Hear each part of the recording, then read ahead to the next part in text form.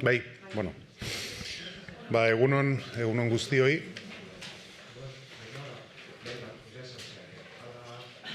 Uy, qué miedo.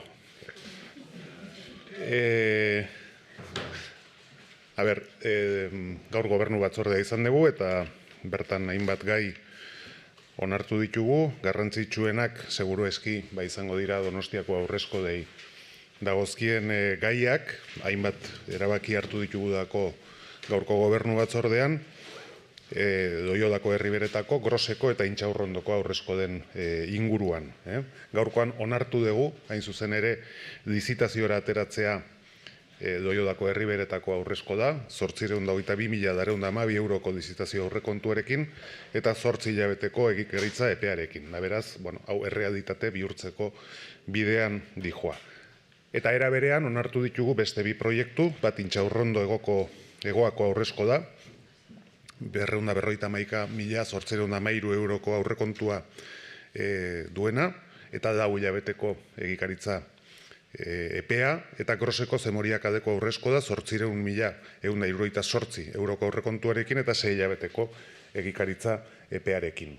Ohikoa izaten den bezala, behin proiektuak onartuta, aste bete edo 2 asteren baitan, baita ere kontratazio prozesuari hasiera ematea espero dugu. Decía que de las cuestiones que tenemos hoy, de la Junta de Gobierno local, pues las más importantes probablemente son relativas a las aurrezkodas de la ciudad. Hoy hemos aprobado el expediente de contratación para la aurrezkoda de Riberas de Doyoda, con un presupuesto de licitación de 822.412 euros y un plazo de ejecución de 8 meses. Con lo cual ya esta aurrezkoda va camino de ser realidad próximamente. Y a la vez hemos aprobado otros 2 proyectos de ejecución. Uno de la aurrezkoda de Intxaurrondo Egoa, que tiene un presupuesto de 251.813 euros y un plazo de ejecución de 4 meses. Y el segundo, la aurrezkoda de la calle Zemoria en Gros, con un presupuesto de 800.168 euros y un plazo de ejecución de 6 meses.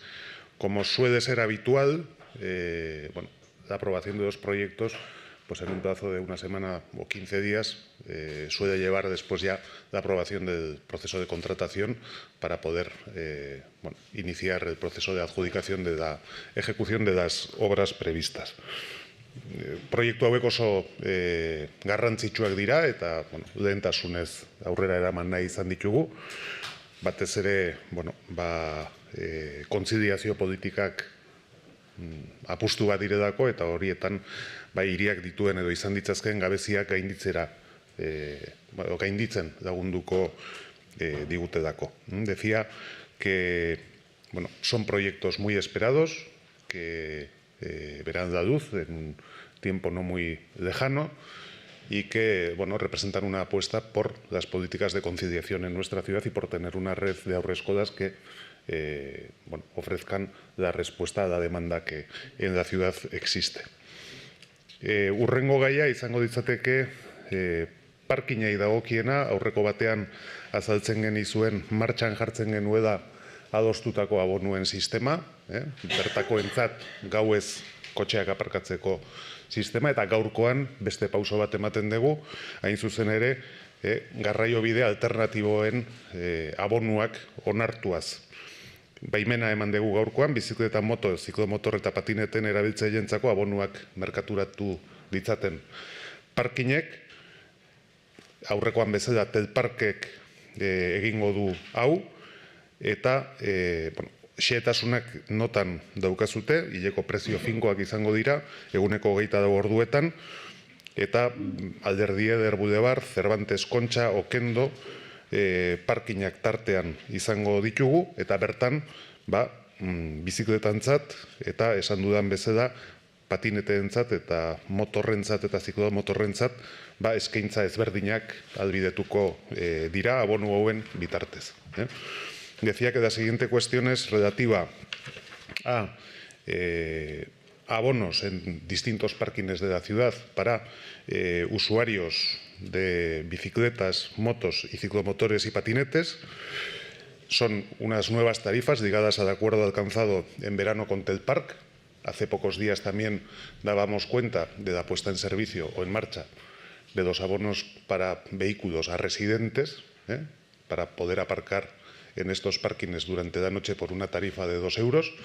Y en esta ocasión lo que se fijan son una serie de tarifas mensuales para 24 horas para este tipo de vehículos en los parkings de Alderdi Eder Boulevard, Cervantes Concha y Oquendo, con distintas plazas para distintos tipos de vehículos. Y con, como digo, bueno, abonos mensuales, en el caso de bicicletas 12 euros al mes, al igual que en el caso de los patinetes, y en el caso de motos y ciclomotores 55 euros mes. Eta azken gaia, gaurkoan agerraldi honetara ekarri nahiko nukeena, Bedartza gaineko urbanizatzeko jarduketa programaren onarpena izango litzateke, behin betiko onarpena, eta dakizuten bezala eremu horretan jarduera ekonomikoetarako lurzoru urbanizagarriko gune berri bat sortzea aurreikusten da, Bedartzan ya denik dagoena handituaz. La última cuestión que quería traer de la Junta de Gobierno local es la aprobación definitiva del programa de actuación urbanizadora, de la actuación integrada de Bedartza Alto, y en este ámbito se prevé la creación de un nuevo núcleo de suelo urbanizable para uso de actividades económicas, que será la ampliación de lo que conocemos actualmente como Bedartza.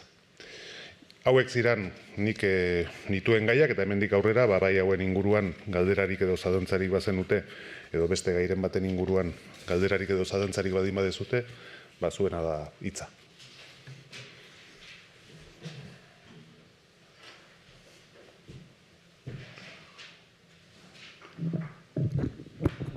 Saliendo de los temas aprobados, quería saber si, bueno, respecto a las 2 detenciones que ha habido en un centro educativo, Donostiarra, un centro alternativo, me parece que el sitio donde está ubicado es un edificio municipal. No sé si nos puede... A ver, es un centro, efectivamente, de edificios de titularidad municipal y está cedido a la Asociación Cultural Catalina de Erauso. Entonces, a partir de ahí, después, las actividades que esta asociación ha desarrollado, la verdad es que pues lo vamos a mirar una vez que se ha producido esta situación, sobre la que tampoco tenemos gran detalle, porque lo que nos consta es que el juez ha decretado el secreto de sumario de las actuaciones. Bai, ez nioen, ezagutu dan edo jakin dan atxiloketa, edo jakin diren atxiloketa horiek, hain zuzen ere aurreskola bezala funtzionatzen zuen zentro batena, bai egia da eraikina, udal jabetzako eraikina dela, Catalina de Erauso arte elkarteari lagatutako eraikina da, eta horra aztertu beharko dugu elkarte horrek, zati elkarte horren alde eginda dago lagapena zein jarduera burutu dituen, baina hortik aurrera xehetasun gehiagorik eskaintzeko aukerarik ez daukat, zeren eman diren bi atxiloketa horien ondoren epaileak sumarioaren sekretutasuna erabaki du, eta beraz ez dago horren inguruan askorik jakiterik, eta gainera, uste dut tentuz jokatzea dagokigu da, adin txikikoak tartean daude da kontutan hartuta. Hombre, evidentemente, a ver, yo creo que cuando uno lee noticias de este tipo, pues lo primero que tiene es una honda preocupación, ¿no? De que se puedan producir situaciones como las descritas, que no lo sé, prudencia sí, pero también, evidentemente, preocupación. Bai, zurtziaz jokatzea dagokigu, baina horredako berriak ikusten ditugunean, nik uste danari sortzen zaigu da kezka, dudari gabe.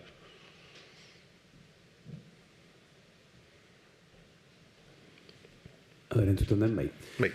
Belartza goikoa gaiari dagokionez, hor aipatzen da zeharka, baina aurre ikusten da bertan, eraikitzea logistika zentro handi bat, ez dakit horrek erraztuko duen, alegia onarpen honek erraztuko duen, azkartzea prozesu hori dena. Berez eta hirigintzari dagokionez jarduera ekonomikoetarako gunea da. Gero, zehazki ze jarduera mota diren, batzuek izan daitezke logistikara zuzendutakoak edo beste jarduera ekonomiko modu batzuetara. Hori ez dago zehaztuta zein izango dan bertan emango den jarduera ekonomikoen barruan kokatu daitezkeen jarduerak izango dira. Sí, me gustaría preguntarle por una cuestión que salió ayer en las comisiones, como es el tema de las listas negras en Radio Taxi. ¿Qué información tiene el ayuntamiento de la posible existencia de estas listas y si se controla de alguna forma, ¿no? A ver, yo es que sobre esta cuestión, sobre la que en la propia comisión la concejala delegada dio la información disponible, no tengo mucho más que añadir. Creo que ella lo expuso y expuso además, bueno, pues tras conocer esta circunstancia, la voluntad de investigar más sobre este extremo, ¿no? Entonces, mucho más yo, pues creo que no tengo para añadir, sinceramente. Y sobre el anuncio de O'Donnell Orza de la presentación de un recurso contra el planeamiento de San Bartolomé.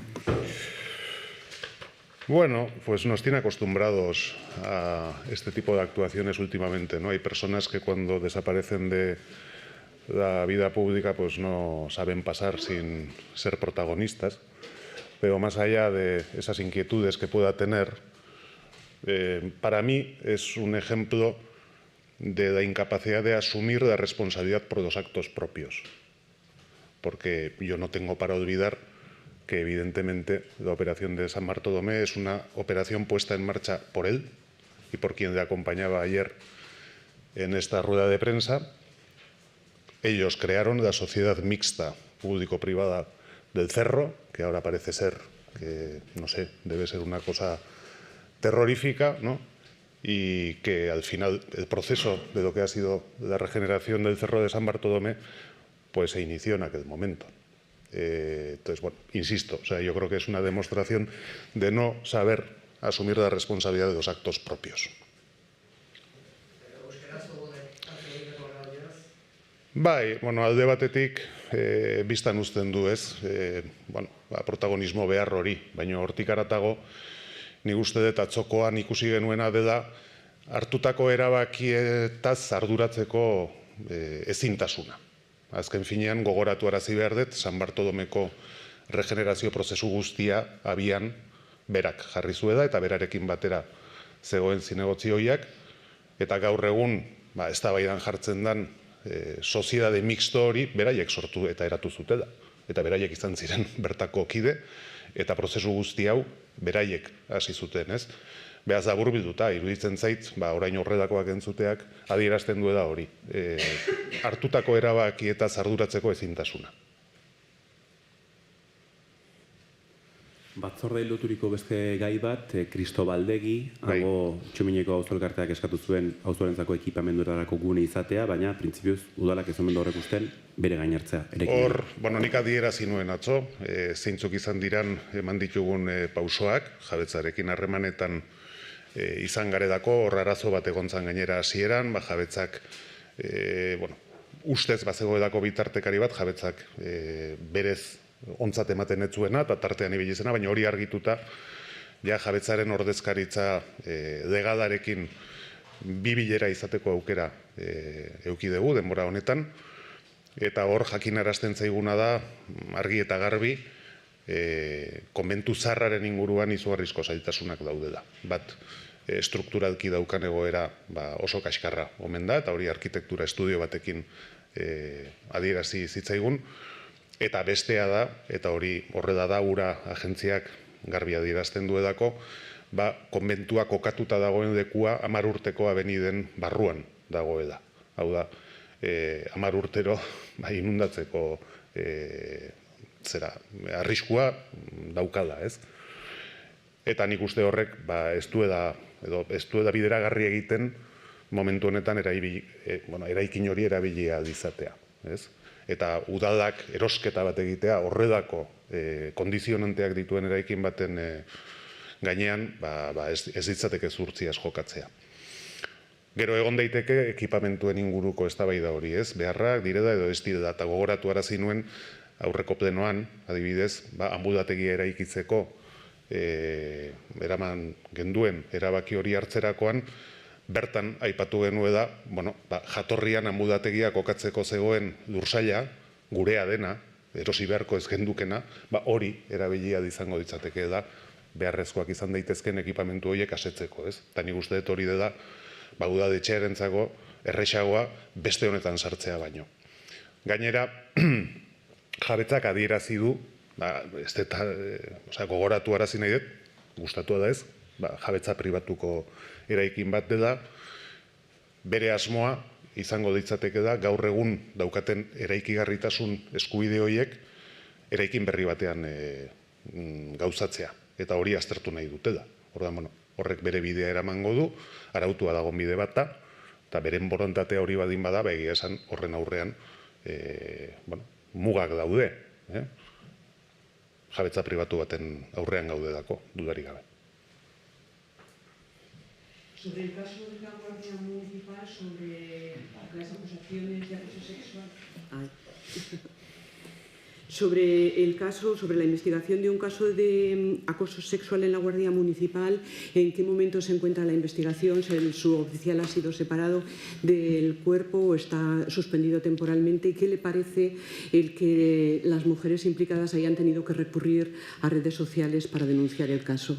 A ver, me pasa un poco como con la lista negra del taxi. Es decir, sobre esta cuestión en las comisiones de ayer dieron las oportunas explicaciones tanto el concejal delegado de Seguridad Ciudadana como la concejala de Igualdad, y no tengo mucho más que añadir al respecto. Estamos hablando de una denuncia que aparece en una red social.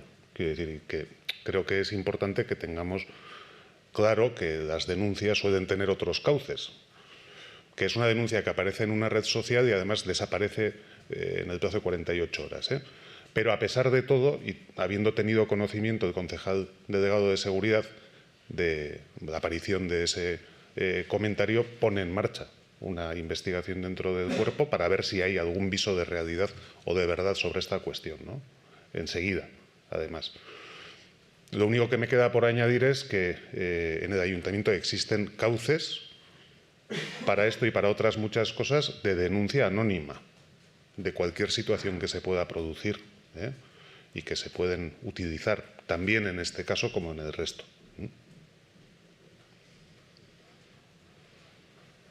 Sí, señor.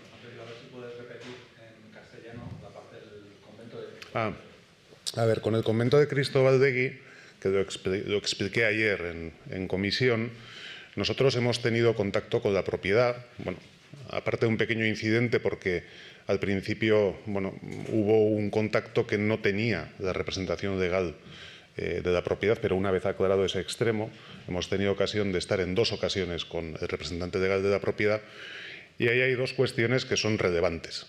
Lo primero, el mal estado del edificio, un edificio que ha sufrido a lo largo de muchos años muchos episodios de inundación y eso ha tenido consecuencias sobre el estado del mismo. Además, la propiedad vino acompañada de un estudio de arquitectura que efectivamente nos indicaba que el edificio está en muy mal estado. Y luego el segundo elemento, que es público, y es que la agencia URA considera que ese edificio, no considera, lo tiene ubicado en la avenida de inundación de cada 10 años. Entonces, eso implica una serie de dificultades de utilización del edificio que son grandes y plantear que el ayuntamiento adquiera un edificio en esas condiciones es muy gravoso para el propio ayuntamiento. Yo puedo entender la reclamación de necesidad de equipamientos que tenga el barrio, pero en el último pleno, en el Ayuntamiento de San Sebastián, cuando aprobamos la construcción del ambulatorio de la Plaza Artedecu, también indicamos clarísimamente que la parcela que queda libre y que iba a ocupar en un inicio el ambulatorio, pues puede quedar para dar respuesta a esa necesidad de equipamientos. Y es una parcela que ya es propiedad del ayuntamiento. Y luego, aparte también he señalado que la propiedad se ha interesado por promover un expediente en el que la edificabilidad que en este momento tiene el convento en esa zona inundable pueda ser trasladada dentro de su propiedad a otra ubicación. Y eso es algo que, cumpliendo los procedimientos establecidos, pues la propiedad puede hacer, y ese es el interés que ha manifestado.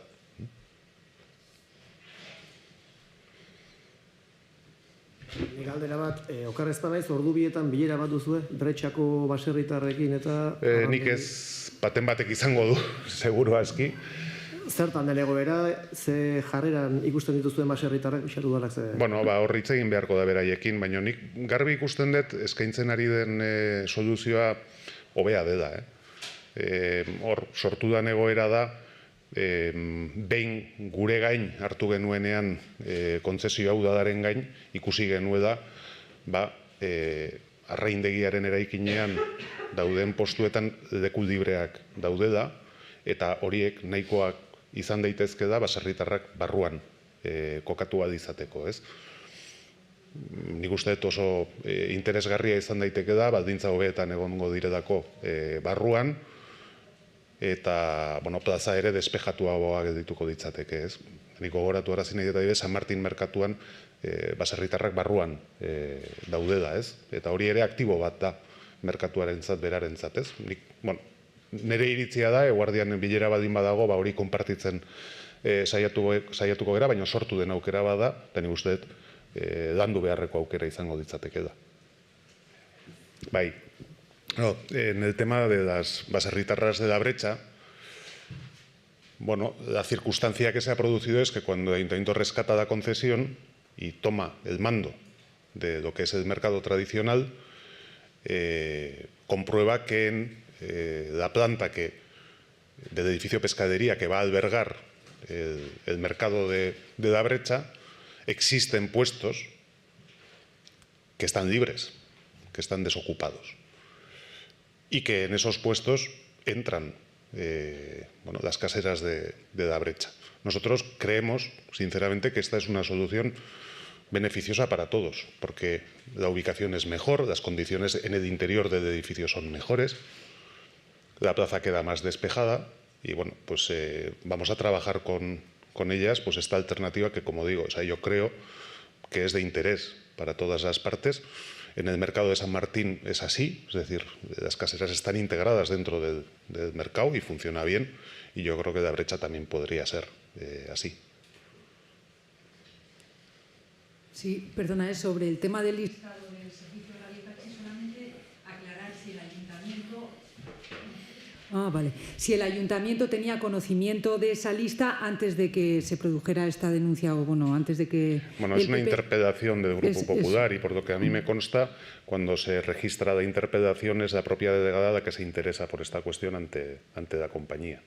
Pero eso ya lo explicó ella en la comisión de ayer.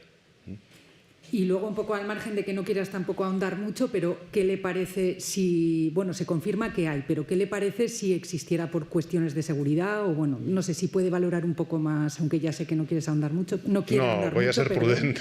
Creo que esta es una cuestión que la propia delegada ha quedado en analizar con mayor detalle, también desde un punto de vista legal, si esto se puede hacer o no, y voy a ser prudente antes de hacer más manifestaciones al respecto.